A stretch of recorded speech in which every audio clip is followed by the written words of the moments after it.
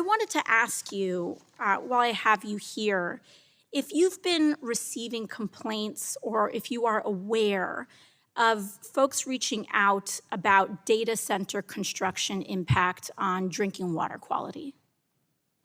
I am aware. You're aware. And what are some of the things that you're seeing and hearing? So one of, I think, the biggest concerns is related to water availability, which is why we recently relaunched the Water Reuse Action Plan 2.0 to focus on ensuring that whether it's data centers or anything about water quality, though? I'm not aware of that. Okay. Are there any complaints? I mean, are you observing any negative impacts on data center construction on water quality for Americans? I don't think anything like that's been raised to my attention. Okay. I would like to do so. A few weeks ago, while Congress was in recess, I visited Morgan County, Georgia, where Meta is building a massive data center campus. They are clear-cutting forests and began heavy construction, including explosive blasting. And families in the area are starting to see not only their water pressure decrease, to your point about water availability, but their appliances are have all stopped working because it is decimating their water quality. They now rely on bottled water to drink and prepare meals, and nearby residents' water bills are expected to increase by 33%. In fact, I have a jar right here. This is the current drinking water in Morgan County, Georgia, right after a data center was constructed. The Meta data center was constructed. The only difference between the clean water and this was that data center. I have another one as well. So this wasn't just one well. These wasn't just one family's situation. This is what the drinking water now looks like next to that data center. And I think both of us can agree that neither one of these things are drinkable.